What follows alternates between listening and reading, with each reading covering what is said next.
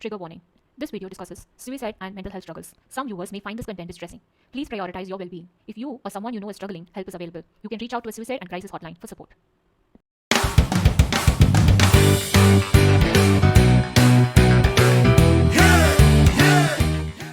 Hi everyone, welcome back to our channel. If you're new here, we are Sugar, Spice and Everything Chaos. I am Pearline and this is And and we are going to be talking about things that are a little uncomfortable but true. And do you want to tell our listeners what we're going to talk about today? so before that, I want to tell our listeners this is going to be our final episode. So that's why you're seeing us together, especially in this nice location. So this is like end of season 1 and I'm feeling a lot of mixed emotions because it's like we've come a long way. And I think we've been continuing on this pain series. So we are going to continue talking about pain. Right. With everything that's happening in this world right now, I think all of us to some degree, varying degrees, are feeling it.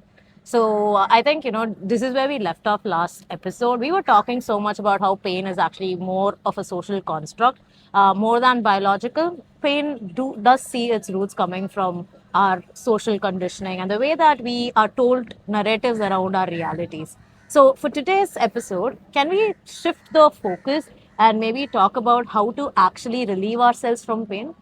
So that's something that I wanted to really talk about is because so far we've been talking about how pain is existing. But what we want women to do it is like, how do we get out of this pain? Where do we start? How do we work towards it? So sort of like an action goal is what we are focusing on this episode.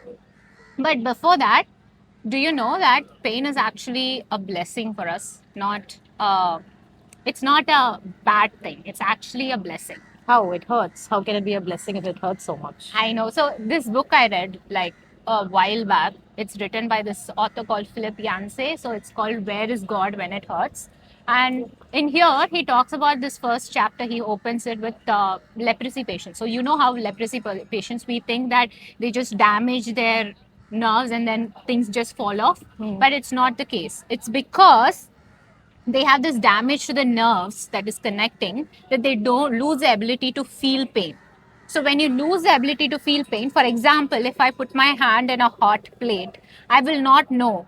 So my skin is getting, injured.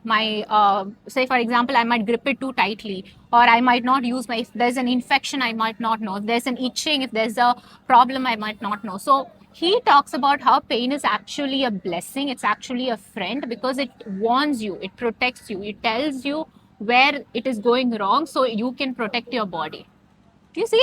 Yeah, I understand how it's like an alarm system and it is something that's like part of our security, right? Like if there is a danger and there is some injury, pain is how I get indicated, okay, so this is where the injury happened, I need to fix it. But my question is, what about like emotional pain and things that are really not obviously understood biologically? Because if you look at the clinical cases that we see, especially in women, we see that women are often told that simply whining when they're reporting pain. Because when they do end up doing CT scans and other things, they find out that these scans show up empty. There's really no problem with them, but then they report feeling so much more pain than what they should be experiencing. So in this case, how do you fix it? So I think one thing I want to tell about any pain is it's your body's ways of saying that something is wrong. Like we spoke about, it's an alarm system. But the basic thing is you need to care, as simple as that. You basically have to care about your body, what it is telling you. Be it an emotional pain or a physical pain, it basically tells you that I'm not feeling well, I'm not feeling good. Do something about it, protect me, Say, for example, even the triggers and the dangers, the nervous system, dysregulation, all happens because it tells us that I'm in danger, relieve me, put me in ease. So you basically have to care. I'm going to get a little dark here. If I really want to be relieved of all kinds of pain, shouldn't the answer be like die? Like death would relieve you of all kinds of pain, right? What do you mean we should care? Because I think like what you said, relief when it comes to pain, we know it's going to happen when we die. Are you suggesting we go closer to death faster? Because that's the picture that I'm getting as you say this. Should I die if I want to relieve myself of pain? Or how do I care enough to relieve myself of pain? Because I do care, and the more I care, the more existential it gets, and I'm like, what's the point of all of this? So how do I care enough to relieve my pain? And how do I not choose deaths? I mean, I don't know how you connected care, having to care, to dying, because the fact that you care is the fact that, say where I'm coming from is, for example, talking about this small example. So recently I have been feeling like shit. Okay. So I was going through downhill and I really didn't want it to live. It's not because of a physical pain. Like you said, it was emotional pain. It's like pain in the center of the chest we spoke about in the last episode. It's like, but the whole thing is, when I was going through it, like you said, I couldn't care. I didn't want it to work. I didn't have the passion. I didn't have the motivation. So I think it all comes down to, you have these downhills, but then at the end of the journey, I feel like there are moments that you look forward to, basically, I guess. Okay, so let's say I did find these moments where I do have things that I want to accomplish in life, right? But then you know how social scripts are so ready made for us. Let's say I do have a career or a relationship that I want to pursue, but then it's not something that fits the social script that is ready made for me. In this case, I'm not really gonna feel the motivation to continue with my, mundane conditioned life when I know for a fact this life is not going to make me happy. I think I will care if I was on the right path, right? Like a small thing would be like, Gen Zs and like millennials choosing engineering when they actually wanted to do like media arts or some other thing, right? Or the engineering doctor thing or arranged marriage. These are things that, actively make us want to die.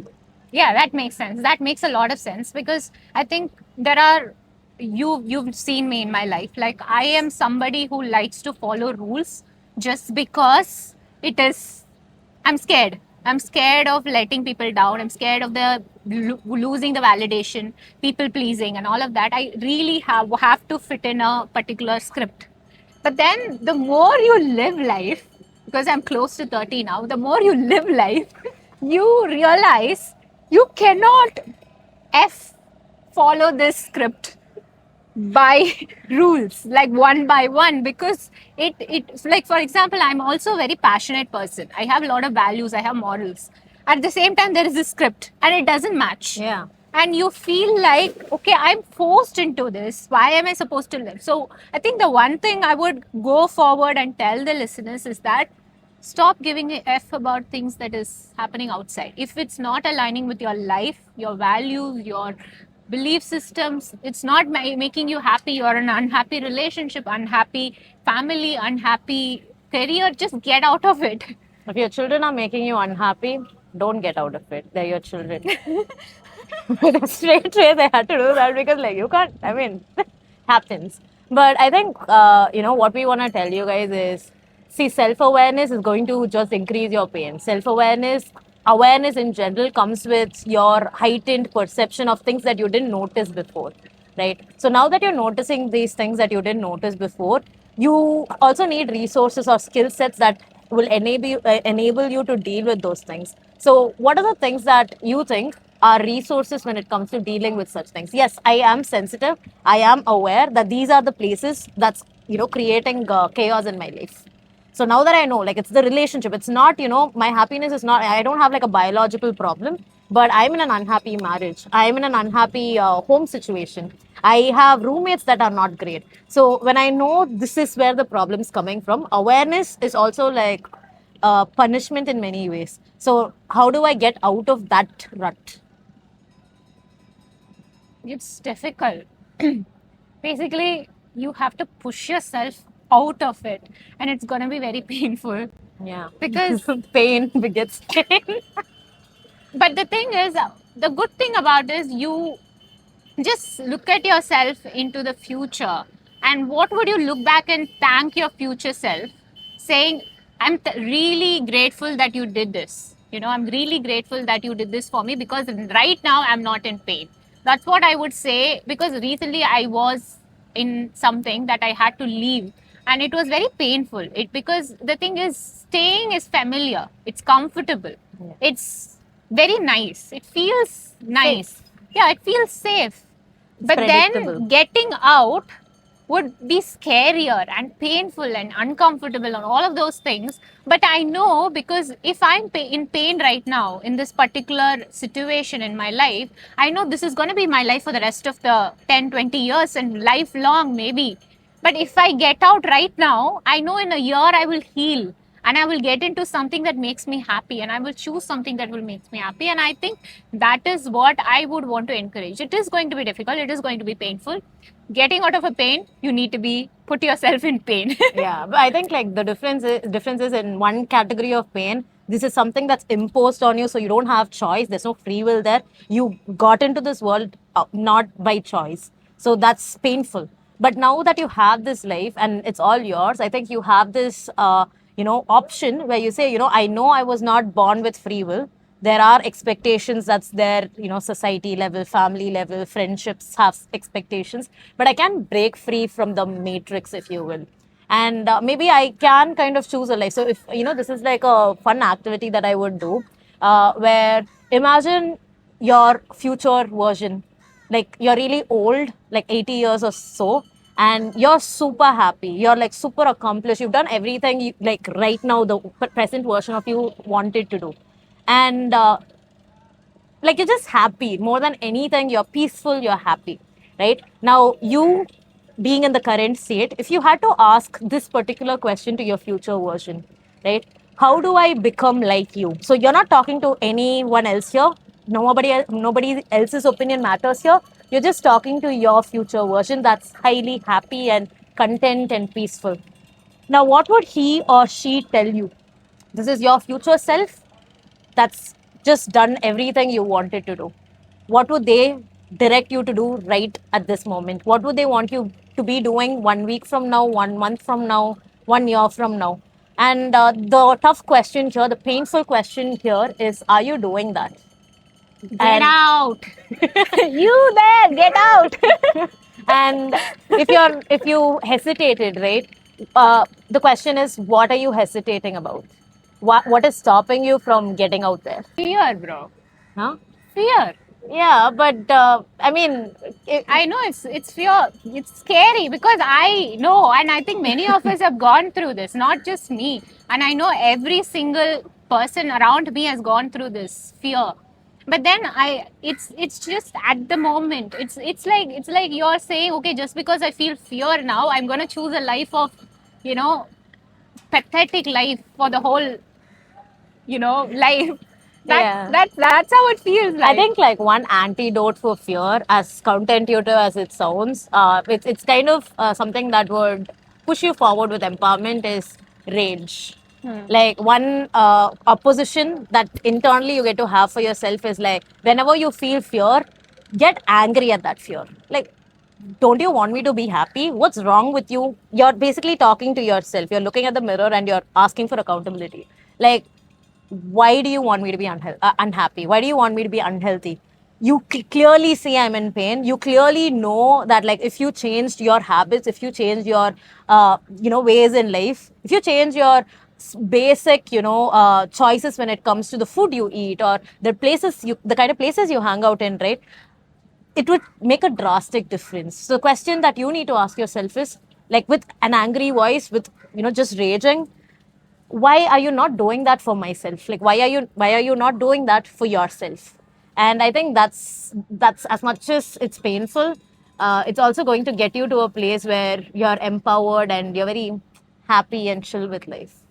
Yeah. And I think personally, lately I've been feeling it's not that complicated as we think life is, Yeah. It's just it's all our thoughts. We Yeah. complicate it. We think, okay, if I get out of this is gonna happen, that's gonna happen. Life is not gonna move in a particular way. And I saw this video recently, like a reel. It says, life when you're in pain, life you're not in pain.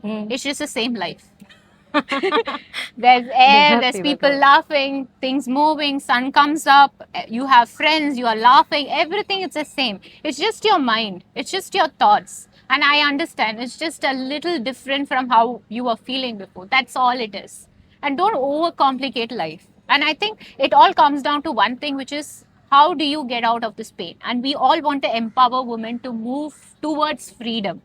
We don't want you to live in this psychological, physical, and social pain all your life. Yeah. And that's all we want to tell our listeners. And I think this is a good place to stop.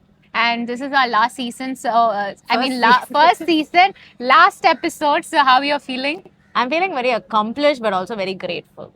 I am feeling good because of the environment. But I think I feel like we've been very consistent and we've done our vision. We made it come true.